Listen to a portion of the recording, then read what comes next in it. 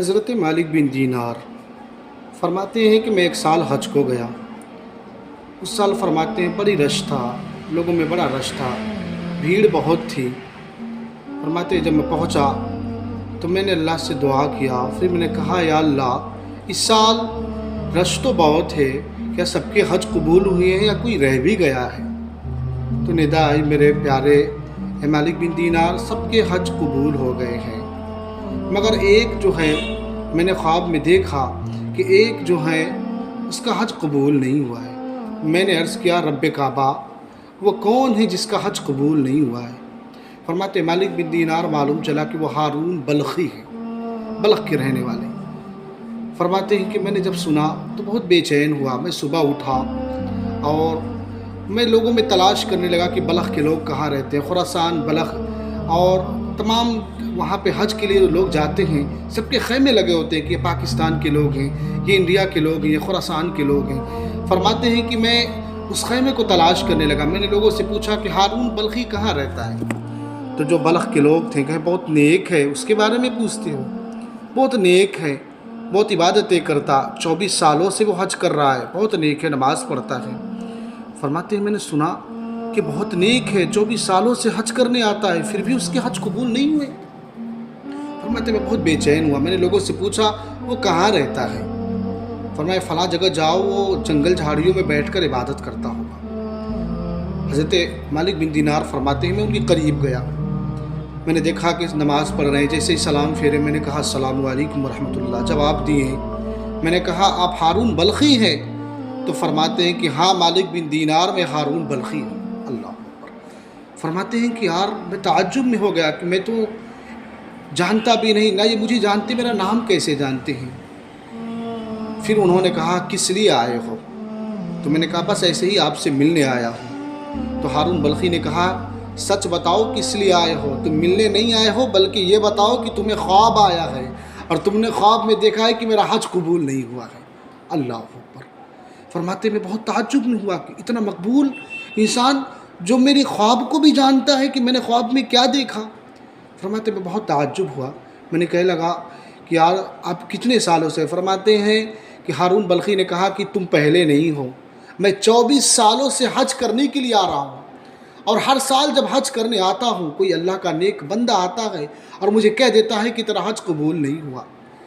فرماتے مالک بن دینار میں نے اصرار کیا یار بتا بات کیا ہے، تیرے حج قبول کیوں نہیں ہوتے؟ تو اتنا نیک ہے۔ اور فرماتے میں نے دیکھا کہ اس کا ایک ہاتھ بھی نہیں ہے، ایک ہاتھ کٹا ہوا ہے اور عبادت کر رہا ہے۔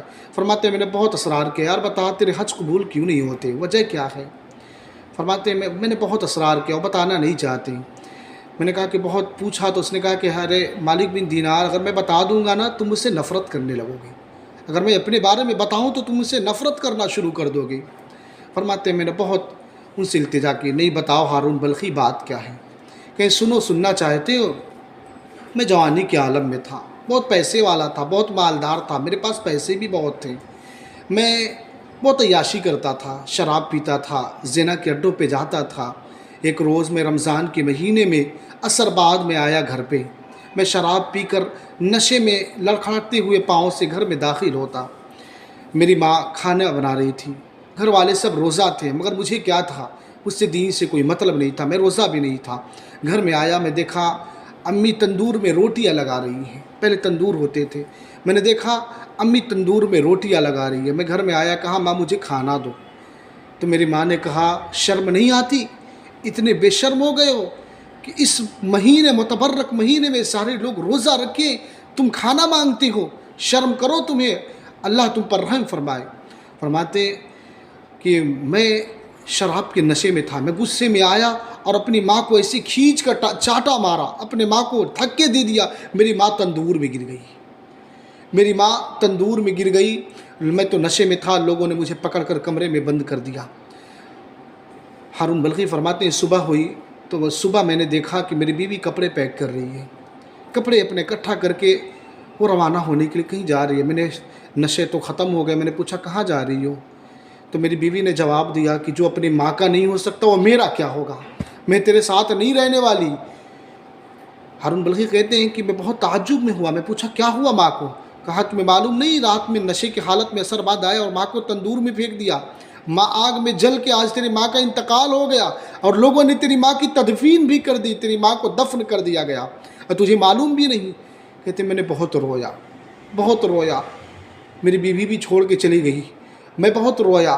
اور فرماتے ہیں کہ میں رونے کے بعد میں گیا گھر سے، فاوڑے جو ہوتے ہیں جس سے مٹی نکالی جاتی ہے زمین سے، فاوڑا اٹھایا، اپنے ایک ہاتھ جس ہاتھ سے ماں کو مارا تھا اس ہاتھ کو کاٹ کے میں نے پھینک دیا، اس ہاتھ کو میں نے کاٹ کے پھینک دیا۔ اس دن سے میں نے گھر کو چھوڑ دیا، تمام جتنی پراپرٹی تھی، جتنے جائیداد تھے، سب کو بیچ کے میں نے صدقہ کر دیا، غریبوں میں تقسیم کر دیا اور جنگلوں میں نکل گیا یار۔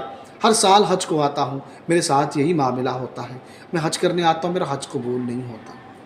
فرماتے ہیں مالک بن دینار کہ میں جب یہ سنا تو اسے کہا کہ جا تو بہت بڑا لعنتی ہے، میں بھی برا بھلا کہا کہ اللہ تجھے کبھی نہیں معاف کرے گا، تو اتنا بڑا ظالم ہے کہ تو نے آگ میں ماں کو پھینک دیا، تو بہت بڑا ظالم ہے۔ حضرت مالک بن دینار کہتے ہیں کہ میں اسے لعنتیں بھیج کر میں وہاں سے چلا آیا، فرماتے جب میں آیا رات میں سویا تو خواب میں نے دیکھا میرے رب نے فرمایا مالک بن دینار تو نے اس بندے کو کیا کہا کہ اللہ تجھے معاف نہیں کرے گا، تو نے اس پہ لعنت بھیجی۔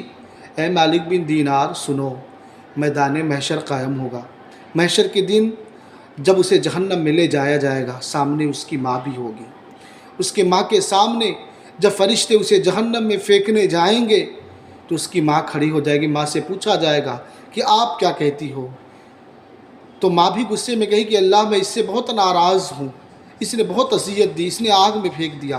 جب کہا جائے گا ماں سے کہ آپ اجازت دیں تو اسے جہنم میں پھینکا جائے گا، پھر ماں کی ممتا تڑپ جائے گی، اس وقت وہ رب کی بارگاہ میں کہے گی کہ اے میرے رب میرے بیٹے کو بخش دے، میرے بیٹے کو بخش دے۔ رب کا جلال، رب اپنے شان کریمی کے مطابق اس کے گناہوں کو بخش دے گا اور وہ جنت میں جائے گا۔ مالک بن دینار کسی کے گناہوں کو دیکھ کر تم ایسا نہ کر۔ فرماتے ہیں کہ میں بہت افسوس کیا اس بات پہ، میرے عزیزوں والدین کے ساتھ حسن سلوک کریں۔